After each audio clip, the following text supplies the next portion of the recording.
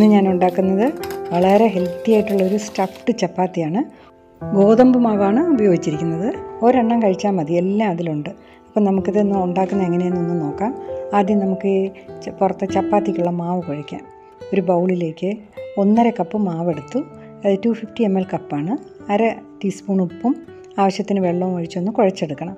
കുഴച്ച ശേഷം 1/2 ടീസ്പൂൺ എണ്ണ ഒഴിച്ച് ഒന്നുകൂടി ഒന്ന് മയപ്പെടുത്തി അടച്ചു വയ്ക്കുക. അതവിടെ ഇരിക്കട്ടെ. ഇനി നമുക്ക് സ്റ്റഫിങ്ങിനുള്ള ചിക്കൻ ശരിയാക്കാം. ഇത് 1/2 കിലോ ബോൺലെസ് ചിക്കനാണ്. അതിനെ ഇതുപോലെ കട്ട് ചെയ്ത് ചെറിയ പീസസാക്കി, ഒരു ആവറേജ് സ്ക്വയർ പീസസാക്കി ഒരു കുക്കറിലിട്ട് 1/2 ടീസ്പൂൺ ഉപ്പും 1/2 ടീസ്പൂൺ കുരുമുളക് പൊടിയും പിന്നെ 1/4 ടീസ്പൂൺ മഞ്ഞൾപ്പൊടി, ഒരു തണ്ട് കരിവേപ്പില ഇട്ട് ഇളക്കി വെള്ളം ഒഴിക്കാതെ കുക്കറിൽ അടച്ച് വെയിറ്റും വെച്ച് മീഡിയം ഫ്ലെയിമിൽ കുറച്ച് സമയം വയ്ക്കുക.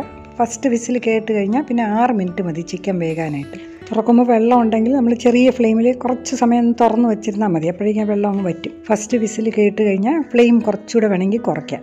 6 മിനിറ്റ് മതി ചിക്കൻ വെന്ത്. നമ്മളൊന്ന് സ്പൂണിട്ടോ കൈകൊണ്ടോ ഒന്ന് ഉടച്ച് ഇതുപോലെ ആക്കിയെടുക്കണം. ചെറിയ തരിയും വേണം, എന്നാൽ ചവയ്ക്കാനുള്ളൊരു കഷ്ണവും ഉണ്ടാവണം. അങ്ങനത്തെ രീതിയിലാക്കി 1.5 കപ്പ് മാറ്റി വയ്ക്കണം. നമുക്ക് ഇതൊന്ന് പ്രോസസ്സ് ചെയ്തെടുക്കാം. സ്റ്റൗ കത്തിച്ചൊരു പാൻ അടുപ്പിൽ വെച്ച് 2 ടേബിൾ സ്പൂൺ എണ്ണ ഒഴിക്കണം. സൺഫ്ലവർ ഓയിലാണ് ഞാൻ ഉപയോഗിച്ചത്. എന്നിട്ട് ഒരു വലിയ സവാള കൊത്തി അരിഞ്ഞതിടുക. 1/4 ടീസ്പൂൺ മഞ്ഞൾപ്പൊടി, 1/2 ടീസ്പൂൺ ഉപ്പ്, പിന്നെ ഒരു പച്ചമുളക് ചെറുതായി അരിഞ്ഞത്,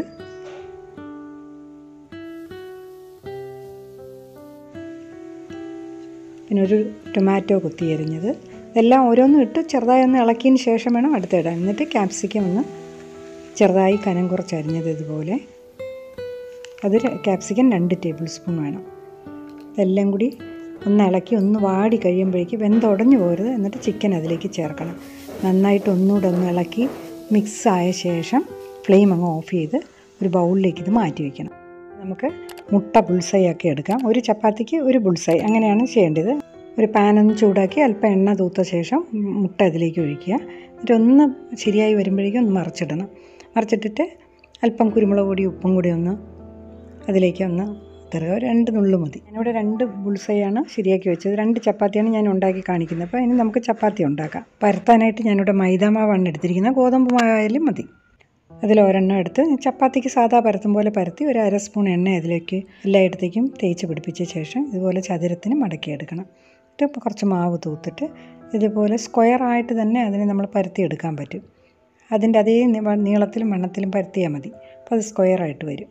അപ്പോൾ അതിൻ്റെ കോണോട് കോണ് വയ്ക്കുമ്പോൾ നമുക്കറിയാതെ ഈക്വലായിട്ട് കൊള്ളും. പിന്നെ അതിനകത്ത് ചെറിയൊരു മാർക്കിങ് കൊടുക്കണം നമുക്ക്. അത് എവിടെ വരെയാണ് നമ്മളിതിൻ്റെ അകത്തുള്ള സ്റ്റഫിങ് വെക്കുന്നതെന്നുള്ള അറിയാനാണ്. മുറിയരുത്, മുറിയാതെ ഒന്നൊന്ന് മാർക്ക് ചെയ്താൽ മതി. ആ ഭാഗത്തേക്ക് സ്റ്റഫിങ് വരരുത്. അങ്ങനത്തെ രീതിയിൽ ആദ്യം നമ്മൾ കുറച്ച് മല്ലിയില ഇടും. പിന്നെ അത് കഴിഞ്ഞിട്ട് ഒരു 2-3 സ്പൂണ് ചിക്കൻ, പ്രോസസ്സ് ചെയ്ത ചിക്കൻ എടുത്ത് വയ്ക്കണം. 2-3 സ്പൂൺ വയ്ക്കാം. പിന്നെ നമ്മളുണ്ടാക്കിയ ബുൾസൈ വയ്ക്കുക. അതിന് ശേഷം ഒരു പകുതി ചീസ് സ്ലൈസാണ് എടുത്തിരിക്കുന്നത്. അതിൻ്റെ ഒരെണ്ണത്തിൻ്റെ പകുതി വയ്ക്കുക. വച്ചിട്ട് ഒരു വലിയ സവാളയെ നൈസായിട്ട് സ്ലൈസ് ചെയ്തെടുത്തിട്ടുണ്ട്. അതും പിന്നെ അതുപോലെ ടൊമാറ്റോ സ്ലൈസ് ചെയ്ത് വെച്ചതും എടുത്ത് 2-3 പിഞ്ച് കുരുമുളക് പൊടി ഉപ്പും കൂടെ ചേർത്ത് അതും കൂടെ ഒന്ന് വിതറിയ ശേഷം ഇത് മടക്കി നല്ലതായിട്ട് അറ്റം ഒന്ന് ആദ്യം ഇങ്ങനെ നമ്മൾ വിരലുകൊണ്ടൊന്ന് പ്രസ് ചെയ്യണം. പ്രസ് ചെയ്ത് ഒന്ന് ചേർത്തെടുക്കണം, ഗ്യാപ്പ് വരാതെ. 2 വശവും അതുപോലെ ചെയ്ത് പിന്നെ നമ്മളൊരു ഫോർക്കിട്ട് അതിൻ്റെ സൈഡൊന്ന് പ്രസ് ചെയ്ത് കൊടുക്കുക. അപ്പോൾ അത് ഒട്ടുകയും ചെയ്യും, എന്നാലത് ഭംഗിയും കാണും. എന്നിട്ടത് മാറ്റി വയ്ക്കുക. ഇതിലല്പം ചീസ് സ്ലൈസ് വയ്ക്കുന്നുണ്ട്. അത് ഓപ്ഷനിലാണ്, ഉണ്ടെങ്കിൽ വെച്ചാൽ മതി, ഇല്ലെങ്കിലും കുഴപ്പമൊന്നുമില്ല. നമ്മളിവിടെ കുഴച്ച് വെച്ച മാവ് ഒരു 4 ചപ്പാത്തിക്കുണ്ടായിരുന്നു. അപ്പോൾ ഞാനിപ്പോൾ ഇവിടെ 2 എണ്ണേ കാണിക്കുന്നുള്ളൂ. ഇപ്പോൾ ഇത് ഒരെണ്ണം മാറ്റി വെച്ച് ഇനി ഒന്നുകൂടെ ഞാനൊന്ന് സ്പീഡിൽ കാണിക്കാം അതെങ്ങനെയാണ്. ആദ്യം നന്നായിട്ടൊന്ന് പരത്തി 1/2 സ്പൂണോ അല്ലെങ്കിൽ 1/4 സ്പൂൺ എണ്ണയൊന്നും എല്ലായിടത്തും തൂത്ത ശേഷം ഇതുപോലെ 4ആയിട്ട് മടക്കി ചതുരത്തിൽ തന്നെ നമ്മളതിനെ പരത്തിയെടുക്കണം.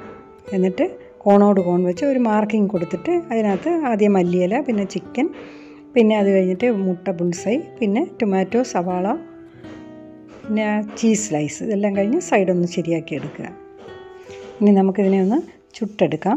ഒരു ദോശ തവ അടുപ്പിൽ വെക്കണം. അല്പം എണ്ണയോ നെയ്യോ ബ്രഷ് ചെയ്ത ശേഷം ഈ സ്റ്റഫ്ഡ് ചപ്പാത്തിയെ അതിലേക്ക് വയ്ക്കുക. ഒന്ന് പ്രസ് ചെയ്ത ശേഷം ഒരു 1/2 മിനിറ്റ് കഴിഞ്ഞ് മറിച്ചിട്ട് അല്പം ഓയിലോ നെയ്യോ തൂത്ത് വീണ്ടും ഒന്ന് പ്രസ് ചെയ്ത ശേഷം വീണ്ടും ഒരു 1/2 മിനിറ്റോളം അതിൽ കിടന്ന് ഒരു വശം വേകട്ടെ.